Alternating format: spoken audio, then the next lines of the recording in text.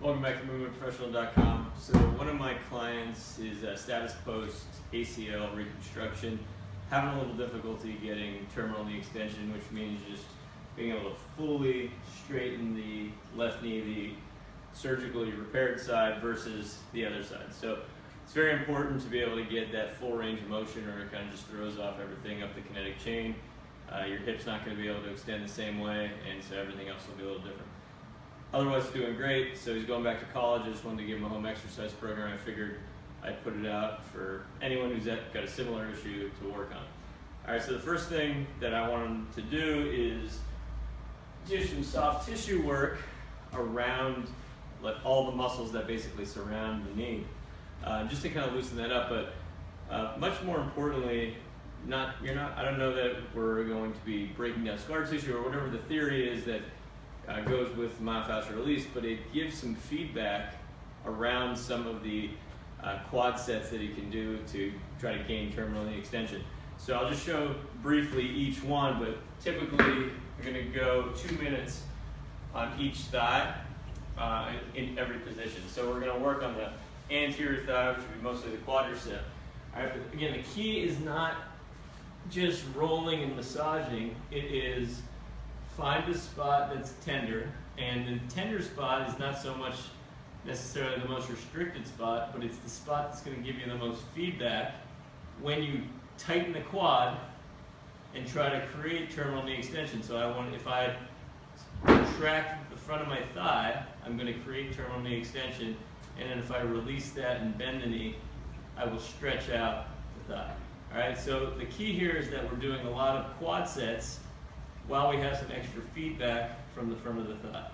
All right, so we'll do that here. We're going to do this basically in each position that we work and we put pressure on. So if we're going to work the front of the thigh, the back of the thigh, side and inside, and then we're also going to work the calf muscle, which attaches to the back of the knee. All right, so we want to create a quad set and release, and then do a little bit of a knee bend just to stretch out and then come back into it. So about 2 minutes there, and I definitely want him to do both sides just so we can compare the difference.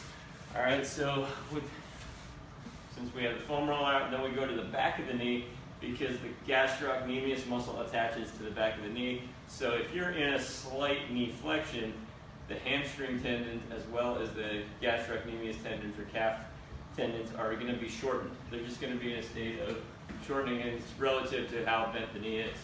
All right, so we want to try to, again, get some feedback to that area, maybe loosen it up with some pressure, because one of the things that we know pretty confidently is that deep pressure inhibits the nervous system. So if there is a muscle tension, deep pressure will tend to release that muscle tension, at least in the short run. And the way I like to think about it is that you get short neurological changes, so you get quick neurological changes that can happen within 90 seconds to 2 minutes, and then they aren't meant to be permanent, but you do that for enough time over the course of 6-8 weeks, you start making adaptations. So you got your neuro responses early on, but the same techniques over a longer period of time that are making those neuro responses are eventually going to give you the adaptation that you're looking for. So ultimately you need the consistency, but if you're making quick changes, it's a good thing. It tells you you're in the right direction. All right, so we're going to look at getting again to the most tender spot. It could be anywhere in the muscle belly that feels tender, again, so we get that feedback. And what's key is that we just don't let this knee, we're not just rolling here, but we're finding that spot, and then we're creating a quad set, trying to straighten the knee and then release. Straighten the knee and release. And as I do that, I go into dorsiflexion, which will stretch me from the bottom of the ankle, and then relax, I can go into plantar flexion. All right, so we go back and forth, creating some tension there. All right, so that's about 2 minutes on each side there. And then we're going to do the same thing, outer thigh. So we're going to get into the outer thigh, bend the knee a little bit, straighten. All right, so I'm having some technical difficulties with the audio, so I'm just going to abort mission a little bit. I'll talk a little bit louder with the microphone. Okay, so let me get this off.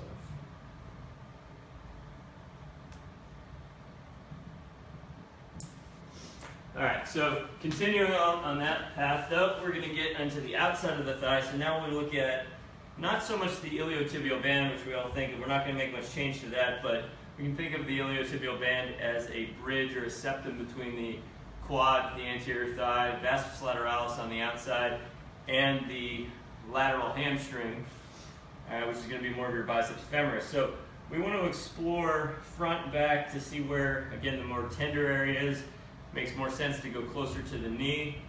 And then when we find that, again, we're going to do the same thing. So when I straighten my knee out all the way, I'm creating this quad set, trying to force terminal knee extension, and then I'm going to release it and then come back to it. So I'm just trying to free up any tissue that is restricted around the knee that passes the knee and attaches and crosses the knee. All right, so we'll go to the outside there, and then we're also going to do the inside thigh, which we'll get into this position here. I'll show it on the right. So I'm going to find the spot that's the most tender. It's usually on most people I've seen, it's one spot a little bit above the knee, and everybody's got the same spot here. All right, so when you find that, stretch it out again, try to make a quad set, and then you're bending the knee. All right, so one of the real valuable things about any type of soft tissue work is, again, it's not about the pressure, it's about the positional change. So I'm in a position here where my left hip is in extension, my right hip is in flexion, abduction, external rotation, and I'm just moving through that, and then I'm creating motion at the knee.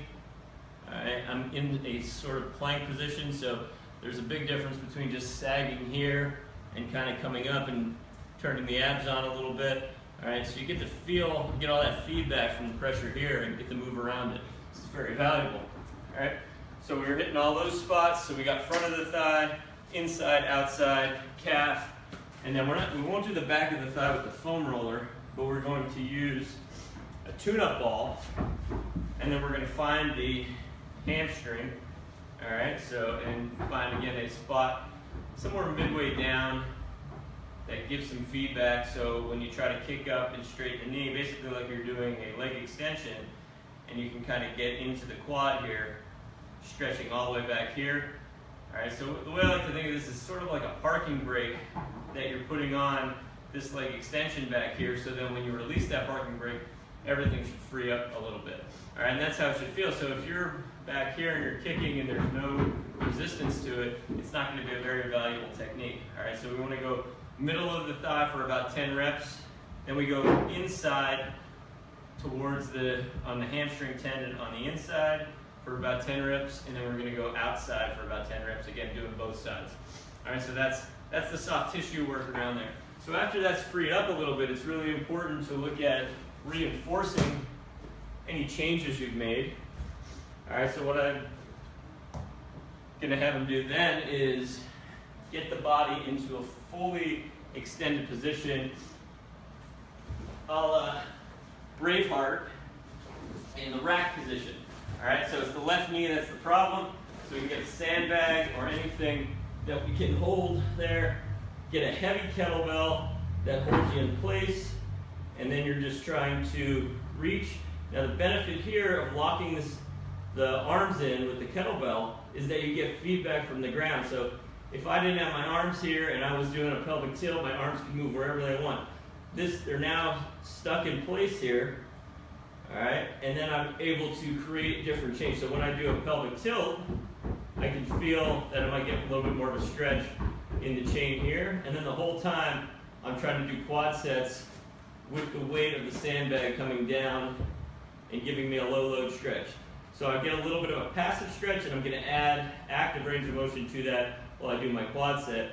And then the whole time I get a little bit more feedback. What happens if I arch my back? Well, that's going to change the stress down into the knee. When I come into more of a posterior tilt and flatten my back, it gives me more of a connection from my heel up into my fingers. All right, so about a 2-minute timer there, just cycling through some anterior posterior tilts and some quad sets and just kind of relinquishing that. All right, and then after that, finally I just want some assessment of what a single leg stance feels like with a full kind of lockout. So terminal knee extension is not just about the knee, it's about knee, hip, core together. All right, so how does it feel standing on one leg versus the other? Does it feel a little bit more symmetrical than it did beforehand?